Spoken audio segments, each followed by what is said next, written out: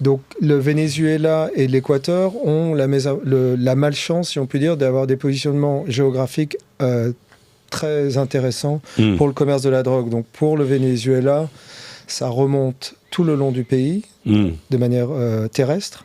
Ça alimente évidemment l'armée vénézuélienne. Et après, ça passe sur la côte Caraïbe, donc accès à l'Amérique du Nord, aux Caraïbes et bien entendu à l'Europe.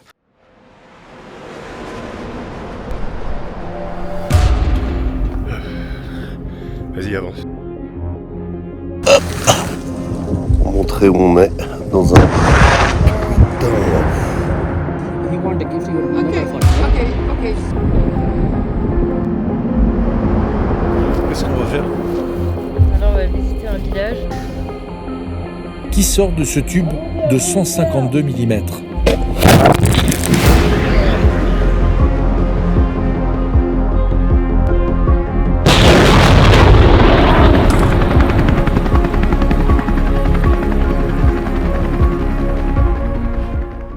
Chers amis d'Omerta, bonjour. Abonnés de l'application, abonnés également de notre chaîne YouTube. Et je rappelle aussi que le magazine Omerta est en kiosque avec sa dernière édition anti-mondialiste, Les Patriotes à la reconquête de l'Europe, disponible dans 5000 points de vente. Je vous reçois aujourd'hui pour une nouvelle édition du podcast Retex. Bienvenue, j'espère que les éditions précédentes vous ont plu. Merci d'être là. Aujourd'hui, nous allons faire un tour du monde dans un domaine un peu particulier, puisque nous allons parler trafic de drogue avec le photojournaliste Jonathan Alperi. Bonjour Jonathan. Bonjour Régis. Alors Jonathan, je vous présente, vous êtes déjà venu chez Omerta. Ouais. Vous faites ce métier depuis 27 ans 25. 25. Ouais. Donc vous avez parcouru Déjà. le monde, vous avez placé vos objectifs un petit peu partout sur cette planète. Et là, vous sortez un livre qui a plusieurs années déjà. C'est un projet sur lequel vous avez commencé il y a plusieurs années. Je le montre, Drug Wars. Je le présente à ceux qui nous regardent. Il est publié aux éditions Editions et il est distribué à New York aux États-Unis par Simon & Schuster. Exactement. Il y aura une version française. Alors pour l'instant, oui, il faut qu'il y ait de la traduction, mais c'est essentiellement de la photographie. Mais le texte sera traduit en effet. Et on peut se le procurer en ligne ? Dans le monde entier, oui. En ligne ? Oui. D'accord. Donc on va chez l'éditeur, Simon & Schuster, et on se fait livrer. Voilà, je le montre encore à l'écran. On vous donnera une petite idée, un petit aperçu de tout ce qu'il y a dedans. Des photos très fortes. Première question, Jonathan. Donc, 7 ans de travail sur ce domaine du trafic de drogue. Pourquoi le trafic de drogue ? Pour plusieurs raisons. D'abord, il y avait une raison professionnelle, parce que comme vous le savez, couvrir les conflits armés est chose plutôt difficile pour des raisons financières en particulier. Les médias payent moins qu'avant. Donc il est important aussi d'essayer de se recentrer, d'une certaine manière de trouver une brèche dans son travail sur un sujet qui est peu traité, qui est mal connu, et donc évidemment peu traité par les journalistes en général. Et à titre personnel, ça a toujours été un sujet qui m'a beaucoup intéressé, tout ce qui est les milieux un peu sombre, un peu caché, mal compris en tout cas, tous ces sous-courants qui existent dans nos sociétés, m'a toujours passionné à titre personnel, et la drogue évidemment en faisant partie. Et c'est vrai que j'avais commencé comme ça, un peu à tâtons, à partir de 2012, que je couvrais beaucoup la frontière entre le Mexique et les États-Unis, au Nouveau-Mexique, mais surtout en Arizona, et en 2012, c'est ça, et c'est à partir de là où j'ai commencé à m'imprégner de ces milieux-là, et il y a eu un déclic, et ça m'a beaucoup plu. Quel a été le point de départ quand vous avez décidé de vous lancer dans ce projet? Vous vous êtes dit, est-ce que je vais y aller par pays? Est-ce que je vais y aller par zone? Par cartel? Comment ça s'est passé? Alors en effet, assez rapidement, j'ai commencé à avoir une vision d'ensemble de ce que je voulais faire, et je savais qu'à la fin, je voulais que ce soit un livre. Un livre photo, et comme j'avais déjà un éditeur à New York, je lui en avais parlé, ça les intéressait, et à partir de 2018, j'ai commencé à travailler dessus de manière assez régulière, en particulier au Brésil. Donc je me suis beaucoup concentré en Amérique latine, donc j'ai fait plusieurs pays, et l'idée c'était de voir ça un peu comme une mosaïque ou un puzzle où on rajoute chaque pièce, et chaque pièce étant un pays différent. différents, pour avoir un aperçu général de la situation. Car pour moi, notre travail, c'est d'avoir une compréhension le plus réelle, le plus froid possible, d'une certaine manière, avec aussi une vue globale de la situation. Et pour comprendre le grand commerce illicite de la drogue, il faut avoir un aperçu mondial, car c'est un problème mondial. Et la mondialisation a accéléré le processus, bien entendu, avec le fait que les pays soient de plus en plus connectés, par le commerce international en particulier. Donc, j'avais une vue d'ensemble et à partir de là, j'ai fait pays par pays. Et dans certains pays, je me suis beaucoup concentré, comme l'Équateur ou le Brésil, le Mexique en particulier et les États-Unis, bien entendu, qui sont, disons, le dernier échelon du grand commerce de la drogue. Le réceptacle, un petit peu, les Tout États-Unis. à fait. Voilà. Comme pour l'immigration, d'ailleurs, d'Amérique latine et du Sud.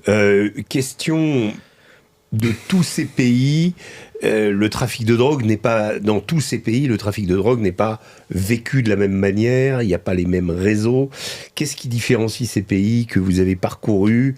Quel est celui qui lutte le mieux contre le trafic de drogue? Quel est le pire pays au niveau du trafic de drogue, par exemple, en ce moment en Amérique du Sud? Parce que j'imagine que tout ça évolue. Alors, il y a en effet les pays producteurs. Donc, prenons un exemple simple, la cocaïne, qui est la drogue en pleine expansion en ce moment, de manière générale, même si la marijuana et le shit est en train de remonter. Donc, on parle de 3 pays producteurs. Donc, la Colombie, ça étonnera personne. Mais d'ailleurs, la Colombie, aujourd'hui, est restée le premier producteur mondial, mais à des niveaux absolument faramineux, à un tel point où, si on compare à ce que faisait Pablo Escobar à côté, Pablo Escobar, c'était un petit joueur. L'argent, les effets stratégiques qui sont derrière... Dealer, quoi. Oui, c'est vraiment... On n'est pas tous dans les mêmes sommes, on n'est pas dans le même pouvoir stratégique, on n'est pas dans la même étendue du pouvoir. Donc, à mon avis, la Colombie doit produire à peu près 70%. On ne sait pas trop. Tout ça, ce sont des chiffres... 70% de la cocaïne mondiale est produite par la Colombie. En Colombie. Okay. Après, il y a le Pérou qui est en pleine explosion et la Bolivie, traditionnellement, qui représente peut-être 10-11%. Et à nouveau, tous ces chiffres sont à prendre avec un grain de sel parce que personne ne sait vraiment, en fait, exactement. D'ailleurs, on ne sait pas qu'est-ce que ça produit comme argent. Il n'y a aucun chiffre précis. Donc, il y a ces 3 pays-là qui sont des zones de production. Et après, il y a les zones de passage. Par exemple, il y a l'Équateur, qui a été jusqu'à récemment un pays plutôt calme et qui est maintenant un pays très dangereux. Guayaquil, même Quito, est de plus en plus dangereux à cause de la drogue. L'autre pays de passage, bien entendu, c'est le Venezuela. On l'a bien vu avec ce qui se passe en ce moment entre les États-Unis et le pays. Le fameux gang Tren de Aragua. Voilà, exactement. Donc, le Venezuela et l'Équateur ont la malchance, si on peut dire, d'avoir des positionnements géographiques très intéressants pour le commerce de la drogue. Donc, pour le Venezuela, ça remonte tout le long du pays, de manière terrestre. Ça alimente évidemment l'armée vénézuélienne. Et après, ça passe sur la côte Caraïbe, donc accès à l'Amérique du Nord, aux Caraïbes et bien entendu à l'Europe. Pour l'Équateur, c'est plus la côte Pacifique, ça remonte vers le Mexique et les États-Unis. Alors, pour les pays les plus dangereux, en tout cas de mon expérience, là où j'ai vraiment plus risqué ma vie, c'était au Mexique. Les cartels mexicains sont très puissants et donc compliqués. Vous avez eu affaire à eux? J'ai eu affaire à eux surtout dans le nord, vers Tijuana, Mexicali, tout ça, toutes ces zones qui contrôlent en fait pour le passage de gens, d'armes et de drogue vers la Californie, ou les autres, le Texas et ainsi de suite. Donc là, oui, j'ai eu affaire aussi à pas mal de groupes criminels, parce que j'ai couvert beaucoup Haïti à une époque pour ce sujet. Donc en fonction de chaque pays, il y a des dangers plus ou moins puissants et il faut faire attention par rapport à ça. Alors, il y a une question qu'on se pose quand on parle Venezuela, Colombie, Haïti, Mexique, Équateur. Il y a des réseaux de criminels transfrontaliers qui acheminent la drogue. Est-ce que de A à Z, de la production jusqu'à la consommation, on va dire, c'est le même réseau qui régit tout ça? Ou est-ce qu'ils se partagent des territoires? Comment ça se passe? Alors c'est très compliqué. Par exemple, prenons un exemple concret, parlons des grands cartels mexicains. Les cartels mexicains, dans les années 80, 90... ils se font la guerre. Alors se font la guerre, c'est vrai. Guerre de territoire essentiellement, donc de contrôle de passage en fait. étaient plutôt, comme disent les Américains, des middlemen, des facilitateurs, disons. Maintenant, c'est plus vraiment le cas, et ils ont vraiment assis leur pouvoir de telle manière qu'on les retrouve, par exemple, en Europe du Nord, en Belgique et en Hollande, certains éléments. Ils envoient des types pour entraîner les différents gangs criminels qui vivent de la drogue en Europe, pour leur apprendre à comment cuisiner les amphétamines, des trucs comme ça. D'accord. Donc ça, c'est leur spécialité. Donc les Mexicains, clairement, ont les doigts très collants, ils sont un peu partout.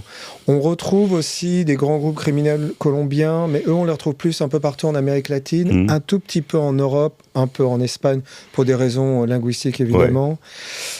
Après, pour tout ce qui est gang, parce que là, c'est plutôt des gangs aux États-Unis, il y a des alliances de connivence, oui et non, mais les cartels mexicains en ont profité que la frontière sous Biden entre le Mexique et les États-Unis soit complètement détruite, parce qu'ils ont vraiment ouvert le truc, ils ont ouvert les vannes, et ils ont fait passer des milliers de types comme ça, comme des migrants, mais à l'intérieur de ces groupes-là, il y avait aussi des éléments militaires, quasiment, les sicarios, par exemple, certains d'entre eux, qu'on a retrouvés beaucoup en Californie du Nord pour aider à la cultivation de la marijuana. D'accord. Et comme c'est des spécialistes de ça facilite le processus. D'accord. Est-ce que, quand on étudie un peu la lutte contre le trafic de drogue, on disait à un moment que le gouvernement mexicain avait misé sur le cartel de Sinaloa pour détruire les autres cartels, en particulier les Zetas, c'était des anciens paramilitaires de l'armée mexicaine. Est-ce que c'est encore vrai, et où en est le gouvernement mexicain vis-à-vis de la drogue aujourd'hui, puisque c'est quand même le principal pays. Faut pas se leurrer. Alors, je pense qu'il échappera à personne que, de manière pas majoritaire, mais minoritaire forte, le Mexique est un narco-État. Alors ça, c'est sûr. D'ailleurs, on le voit bien avec le fait que le Congrès américain, avec l'impulsion de Trump, ont maintenant nommé les grands cartels mexicains comme des groupes terroristes. Ça, c'est pour avoir plus d'argent et avoir des effectifs militaires pour leur taper dessus. C'est vraiment quitte à réorienter l'armée américaine, on le voit bien. C'est déjà le cas. D'abord, on le voit en ce moment partout au nord d'Amérique latine et aux Caraïbes. Et l'arrestation de Nicolas Maduro dans le cadre d'une opération anti-drogue. Exactement. Il faut le préciser. Voilà, donc parenthèse, Maduro était probablement pas directement lié, il n'est pas complètement débile, mais il a laissé faire, et on sait que l'armée vénézuélienne vit de la manne de la cocaïne depuis des années. D'accord. Du pétrole, mais la cocaïne surtout. Voilà. Ok. Donc tout ça est lié. Donc en effet, on est en train d'observer quelque chose de très particulier où le Mexique, on estime que 30% des agents fédéraux sont payés directement ou indirectement par les cartels eux-mêmes. Donc on parle des grands cartels mexicains, il y a Sinaloa, il y a Tamaulipas, donc le Golfe, il y a ceux de Cabo, de Baja California, ils sont moins puissants, tu as ceux de Tijuana, mais tu as ceux de la nouvelle génération qui sont basés à Jalisco, là où il y a Puerto Vallarta, où il y a Guadalajara, tout ça, eux sont très puissants, très violents. Voilà, exact. Donc tous ces... on voit bien aussi que depuis probablement, en revenant sur une période courte, disons Peña Nieto, qui a été président à partir de 2012, que j'ai suivi en campagne pendant quelques temps, mais il a gagné, et à partir de lui, puis après AMLO, et puis Claudia Sheinbaum, sont tous connectés au cartel mexicain. Tout le monde le sait, tout le monde le dit dans la rue, tout le monde le sait. Il n'y a qu'en Occident où on ne veut pas le voir, où on est... Voilà. Donc, Claudia Sheinbaum a un peu elle a, comment on dit, entre les deux chaises. Et elle a d'un côté Trump qui est en train de mettre énormément de pression pour que les choses se réalignent convenablement, et les cartels mexicains qui peuvent peut-être l'assassiner. Elle est écartelée entre les cartels et Donald Trump, qui met une pression.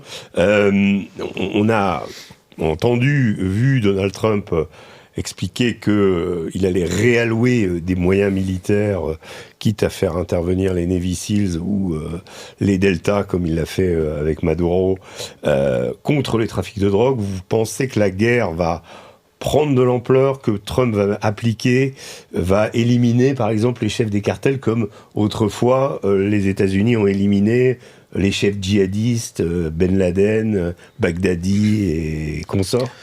Alors, ce qui est sûr, c'est qu'il y a des plans militaires pour le faire. Je pense qu'autour de Trump, il y a probablement certains de ses conseillers le poussent à le faire. Trump est quelqu'un de plutôt, même s'il s'exprime d'une certaine manière, reste quelqu'un quand même de très concret sur beaucoup de choses, surtout quand il s'agit de sécurité et de stratégie sécuritaire. Et pour lui, le Mexique ne peut pas tomber dans les mains des cartels. C'est pas viable. On ne peut pas avoir un grand voisin comme ça qui tombe entièrement. C'est pas possible. Bon, c'est vrai qu'on est un peu tard dans la partie, mais ce qui est sûr, c'est qu'il y a déjà des opérations, ça c'est sûr. Je pense que l'intelligence est en train de mettre tout ça en place. Est-ce qu'il va actionner? C'est totalement possible. Et d'ailleurs, Shemba, on la voit bien, elle est complètement, elle est acculée et elle ne sait pas très bien quoi faire. Quand les États-Unis ont déployé des moyens militaires, et ça je m'adresse aux reporters que vous êtes et par rapport aux zones que vous avez arpentées, on va dire, puisque 7 ans de travail sur cet ouvrage, vous avez connu plusieurs administrations. Est-ce que l'inflexion récente par le gouvernement de Trump et les fameuses théories réactivation de la doctrine Monroe, rebaptisée doctrine Donroe, est-ce que ça change quelque chose sur le terrain quand on va couvrir le trafic de drogue? Dans vos derniers reportages, par exemple, le fait qu'il y ait Donald Trump au pouvoir? Oui, d'une certaine manière, je pense que c'est plus difficile de se balader avec un passeport américain. On pourrait voir des répercussions, des kidnappings, n'importe quoi. Je pense que maintenant, la partie est ouverte et que si les cartels mexicains, alors parce que le cartel, c'est vraiment que pour le Mexique, ou les grands groupes criminels d'Amérique latine, ou les gangs au Brésil, s'ils estiment que leur manne financière est mise à mal, ils se défendront, c'est sûr. Je pense que du côté mexicain, parce que les cartels mexicains sont vraiment sur des positionnements stratégiques globaux sur la planète. Des mini-États? Oui, d'une certaine manière. D'ailleurs, on sait qu'ils influencent directement souvent les élections, qu'elles soient locales ou fédérales. Et à chaque fois qu'il y a des élections locales, la dernière fois, ils ont tué 126 candidats. On n'en parle pas parce qu'il faut lire la presse locale mexicaine pour le savoir, mais ils en butent constamment. Donc il y a vraiment, ils influencent de manière très, très directe la situation là-bas. Et si les Américains interviennent directement, à ce moment-là, on pourrait voir une certaine confrontation, mais je pense que les cartels mexicains, les chefs en tout cas, sont pas complètement fous et savent qu'ils peuvent pas non plus se frotter à l'armée américaine, ça n'aurait pas de sens. Donc ça va être intéressant de savoir ce qui va se passer. Ouais. Alors c'est pas quand même nouveau cet intérêt des cartels pour la politique, pour l'environnement, de façon à le charpenter en leur faveur évidemment. On se souvient que Pablo Escobar ambitionnait en son temps de se présenter aux élections, qu'il avait même essayé de le faire. Par rapport à cette époque qui reste quand même dans la mythologie du trafic de drogue quelque chose d'important, vous disiez tout à l'heure que les volumes ont complètement... Quel est le profil aujourd'hui d'un chef de cartel en Amérique latine? Est-ce que c'est un type, un Pablo Escobar, ou est-ce que c'est quelqu'un de totalement différent?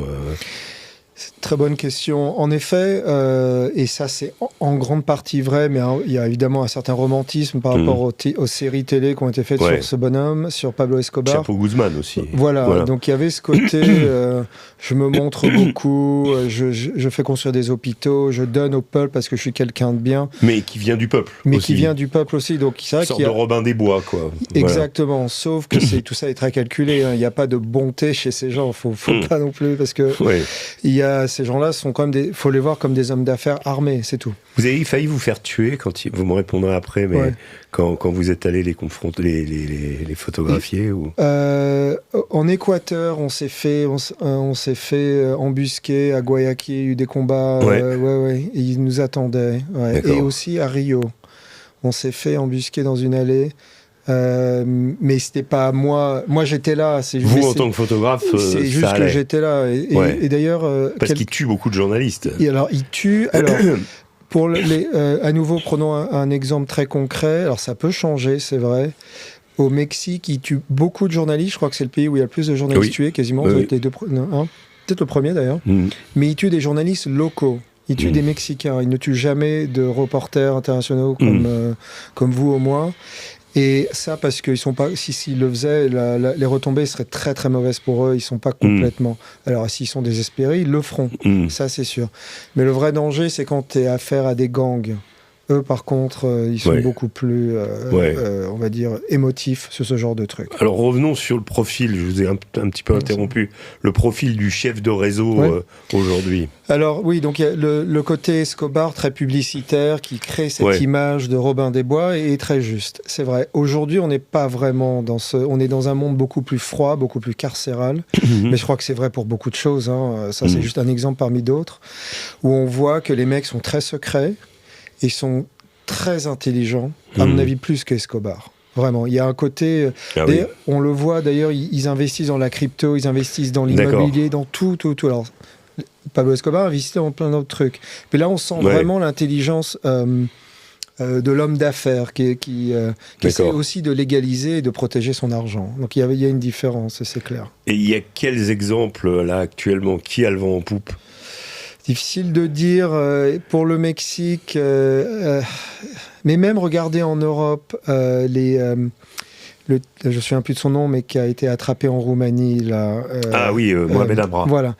C'est des gens assez discrets quand même, qui ressemblent à... Mohamed Amra, on a découvert qu'il faisait partie du haut du panier. On va venir sur l'Europe tout à l'heure, mais alors qu'en fait, théoriquement, il n'en faisait pas vraiment partie. C'est plutôt un intermédiaire qui a eu un contact avec le milieu marseillais, jusqu'à, on va dire, téléguider sa propre libération en éliminant 2 gardiens de la paix, enfin 2 surveillants. On voit bien que... Là qu'on a vu Amra, on s'est dit, ça vire à l'Amérique du Sud. Alors, là, qu'est-ce que vous en pensez de ça ? Alors attention, au niveau puissance, on en est assez loin, quand même. Alors, même si ça va dans cette direction-là, c'est vrai. Les groupes criminels en Europe occidentale, qu'elles soient de l'Espagne, de l'Italie jusqu'en Hollande, passant par la France et évidemment la Belgique, il faudra qu'on parle de ce pays. Oui, on va y venir. Et on note une grande fluidité chez ces gens. Ils sont très malléables, ils se cachent, ils ressemblent à rien, ils n'ont pas de style. Donc Amra, il ressemble vraiment... il peut faire chauffeur de Uber, on verra pas la différence. Donc ce sont des gens qui justement s'enfoncent dans la pénombre pour justement pas être repérés.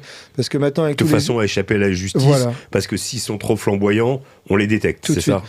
Oui, alors c'est vrai, et puis il y a toujours des idiots qui se montent sur leur... Mais ça, c'est plutôt le bas de l'échelon, les mecs qui se prennent en vidéo, tout ça, ils se font attraper tout de suite, mais ils sont bêtes, mais bon, ça, tant mieux d'une certaine manière. Mais ceux qui sont vraiment intelligents, les seuls moments où ils sont un peu... où ils se montent pas mal, c'est qu'ils aiment bien dépenser leur argent l'été. Donc ils vont à Marbella, évidemment, ils vont à Dubaï, ils vont faire et c'est là où on peut les attraper. Mais en effet, il y a une différence vraiment cognitive entre ce qu'ils étaient avant et ce qu'ils sont devenus aujourd'hui. Venons-en à l'Europe. Quelle est aujourd'hui la part de cette Amérique du Sud, qui reste quand même la plateforme, dans la cocaïne ou le cannabis et autres en Europe. Ensuite, je vous poserai une autre question justement sur un événement international et je vous poserai la question sur son impact sur le trafic de drogue. Mais aujourd'hui, quel est l'impact de cette production ? On dit que les quantités de cocaïne sont tellement folles que j'ai entendu l'expression que c'est un tsunami de cocaïne qui va arriver sur l'Europe. Est-ce qu'il arrive déjà ? Racontez-nous. Alors, au sujet de la cocaïne, c'est déjà le cas. Vous êtes en plein dedans en ce moment. Donc, l'Europe est en train de vivre une submersion de quantité de cocaïne pour plusieurs raisons. L'Amérique se referme, donc plus difficile de faire amener de la cocaïne aux États-Unis, donc ça fait augmenter les prix, même si la consommation reste absolument pharaonique, ça, ok. Mais c'est plus compliqué et les autorités américaines ont carte blanche pour aller les dézinguer. Attention, tout le monde est prévenu maintenant. D'ailleurs, on l'a vu avec les bateaux au Venezuela. Et encore, ils en montraient que quelques-uns, mais à mon avis, il y a 100 fois plus de trucs que ça. C'est juste... pour des coups publicitaires, vous voyez, mais vous n'êtes pas au courant de la totalité. Le ministre Pete Hegseth qui a été quand même interpellé sur ça a failli faire une affaire, d'ailleurs. Ouais, ça a fait une affaire. Ça a fait pchit, et la raison, c'est parce que le Parti démocrate essaye tout pour... Même si tout le monde est d'accord pour ça. Enfin, personne est en train de dire, attendez, on va pas les ramener aux États-Unis faire devant le juge. C'est quoi ces histoires? C'est ce qu'on avait fait avec les Somaliens, les pirates somaliens. Donc, là, on le fait pas avec les... Non, là, c'est fini. D'ailleurs, tout le monde est prévenu. Vous voulez le faire? Très bien. Vous voulez pas le faire? Le faites pas. Si vous le faites, c'est attention. Ok. Donc, l'Europe est la grande cible en ce moment, et la raison, et c'est parce que tout le monde sait qu'il n'y a pas d'autorité sécuritaire européenne et que les États européens sont faibles pour des raisons régaliennes. Enfin, on le voit bien. Enfin, je veux dire, en tant qu'Américain, aux États-Unis, on a beaucoup de mal à comprendre. D'ailleurs, Trump reproche régulièrement aux Européens d'être de risquer de disparaître. Voilà, exactement. Il dit ça par hasard. Il dit ça pour choquer, c'est vrai, mais bon. Disons qu'il n'a pas tort. Et donc, les têtes de toutes ces grandes organisations criminelles le savent bien, ils ne sont pas complètement débiles, donc ils en profitent. Bon, après, il y a des grands ports comme Rotterdam, Anvers. Bon, maintenant, c'est plus vers la France. La France est à nouveau... Parce que comme Rotterdam... La cible. Parce que comme Rotterdam et Anvers sont mieux sécurisé en ce moment, même si c'est pas génial, mais c'est mieux qu'avant. Donc ça fait augmenter les prix, donc ils passent par Le Havre, Dunkerque. Enfin bon, voilà. Donc maintenant la France, ça évolue en fonction de. Et donc, et le problème principal pour la consommation, c'est la France, qui est le plus gros consommateur de cocaïne en Europe de je très crois loin. Que la consommation, si vous m'arrêtez si je me trompe, de cocaïne en France a dépassé la consommation de cocaïne aux États-Unis. C'est possible. Sur cette drogue en particulier. Ouais, et ça m'étonnerait pas. Et en tout cas, les montants de vente de cocaïne ont dépassé les montants de hashish, de cannabis. Alors, une des raisons... Même si le cannabis reste majoritaire, mais la cocaïne étant un petit peu plus chère. Et on parle de l'effondrement du prix de la cocaïne aussi. Alors voilà, donc ce qui va probablement faire relever le prix de d'autres drogues. Donc on va avoir d'autres drogues comme les amphétamines ou le marijuana ou le shit qui vont revenir à la hausse. Mais c'est vrai qu'en France, c'est absolument hallucinant. Il y a une époque, dans les années 80, c'était le milieu publicitaire, pour donner un exemple. Maintenant, c'est tout le monde.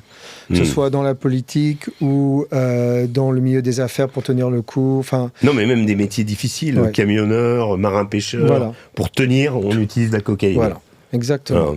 Le consommateur a entièrement changé. Oui, disons qu'en plus, il y a une démocratisation de l'utilisation de la cocaïne. Moi, je me souviens, si tu voyais quelqu'un qu'on faisait, quand on était jeune, on parlait pas, moi, je parlais pas à cette personne. Maintenant, les gens sortent, font une ligne, et personne ne dit rien. On voit bien que c'est installé dans les mœurs, en plus. Et ça, c'est très problématique.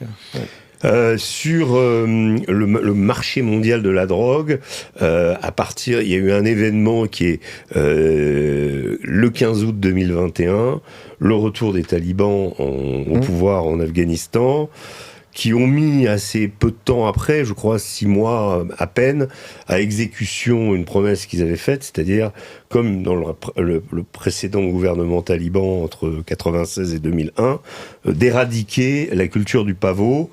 L'Afghanistan, avant le retour des talibans, était le premier producteur mondial d'héroïne. 80% de l'héroïne de la planète était produite dans la province d'Helmand, qui est un fleuve qui se balade dans un désert avec 2 bandes de 10 km sur chaque rive. Là, il y avait... Voilà. Donc ça, a priori, les talibans ont tenu leur promesse. Est-ce que ce traitement auquel les talibans... cette éradication de la drogue a eu un impact au niveau mondial? Et si oui, quel pays a pris le relais? Non, et la raison, c'est la même stratégie que je décrivais tout à l'heure sur les ports qui sont utilisés pour faire venir la drogue. S'il y en a un qui est trop sécurisé, on va dans le port d'à côté. Et c'est exactement pareil pour les pays. Donc, si l'Afghanistan, comme vous le dites, a serré les vis sur la production de pavot, à ce moment-là, je crois qu'il y a des pays qui en a profité. L'Iran. L'Iran, peut-être. Il y a l'Iran, mais surtout l'Asie du Sud-Est. D'accord. Voilà, donc c'est là, à nouveau, on revoit une resurgence avec cette production illicite. Donc, si c'est pas là, ce sera là. Et puis, si les autorités interviendront peut-être, et ça va bloquer le truc, puis retournant en Afghanistan, ou ce sera autre part. Mais l'idée, c'est que c'est comme un courant. Donc ça va d'un côté, et puis quand ça va pas, ça va revenir de l'autre. Donc c'est constamment un flux comme ça qui revient, et c'est une des raisons pourquoi c'est si difficile de s'en débarrasser. Ouais.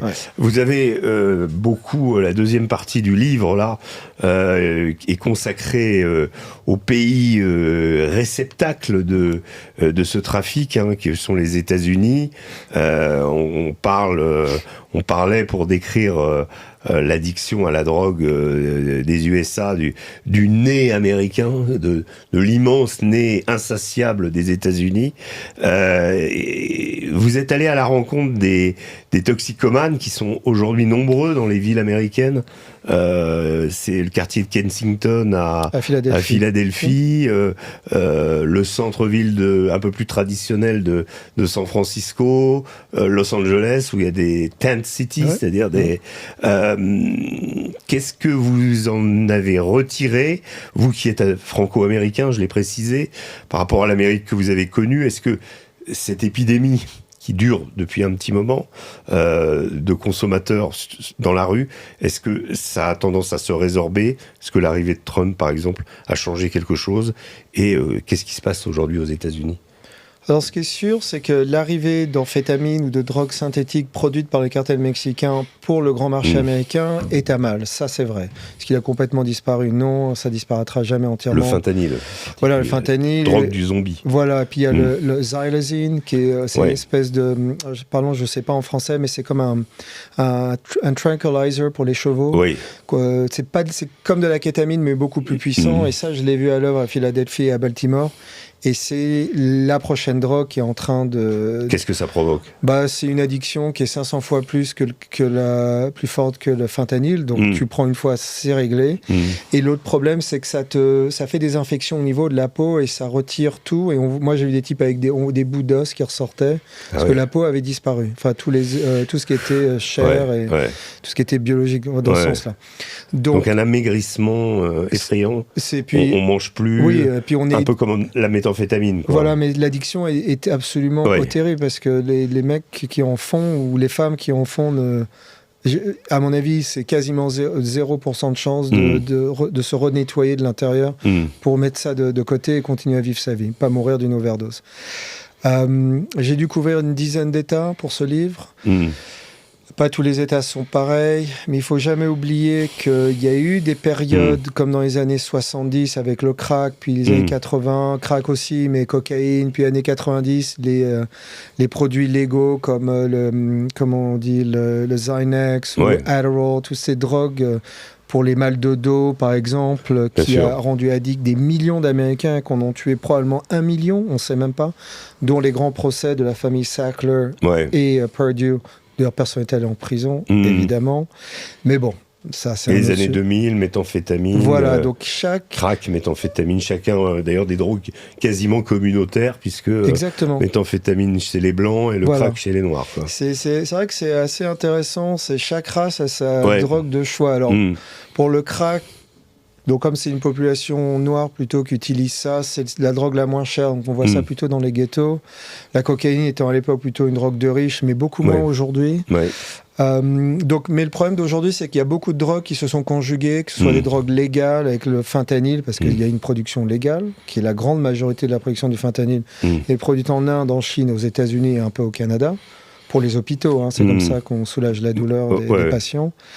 Et donc voilà, donc maintenant il y a constamment des nouvelles drogues de plus en plus dangereuses, qui te rendent de plus en plus addict, et donc qui créent des loques humaines pour des décennies. Donc on est sur le très long terme et c'est dramatique.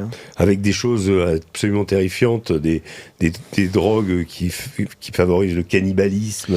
Ça s'est vu, il y a eu des choses comme ça. Mais par rapport justement au moment où vous avez documenté ces centres-villes, est-ce que vous avez l'impression que ça se résorbe ou j'imagine que c'est lié à la crise aussi, lié aussi à la situation géographique, les villes de l'Ouest étant démocrates, assez ouvertes, il y fait beau, ça attire, c'est la Republic of Homelessness, comme comment parodier la Californie. Est-ce que c'est toujours le cas aujourd'hui, ou est-ce que il y a eu une différence depuis l'arrivée de Trump? Alors, c'est un peu tôt pour le dire, mais pour vous donner un ordre de grandeur, en moyenne, depuis probablement les 10 dernières années, il y avait entre 100 et 120 000 Américains qui mouraient d'overdose. Je crois qu'en 2023 ou 2024, donc encore sous Biden, c'était 74 000 officiellement, parce que c'est beaucoup plus en fait, sont morts d'overdose de fentanyl. Alors, je ne devrais pas dire overdose, parce que la plupart sont morts, en fait, les familles disent empoisonnement. C'est comme ça qu'on doit dire. Oui. Et ils n'ont pas tort, et la raison, c'est que ils ont un jeune ado qui fait de la drogue, il veut faire de la cocaïne, et il se trouve que dans cette cocaïne, il y a du fentanyl. Bon, ben ouais, il est mort, puis c'est tout. Puis au prochain. Donc, il ne voulait pas mourir, il ne voulait pas se suicider, ce n'était pas une overdose voulue dans ce sens-là, mais il s'avérait que le produit était dedans. On va voir, il est possible que ça baisse un peu, mais d'un point de vue fédéral, si on estime que ça a baissé de 20%, c'est considéré comme un succès, même si ça reste pas vraiment un succès au fond. Il y a encore trop de gens qui le font de toute manière.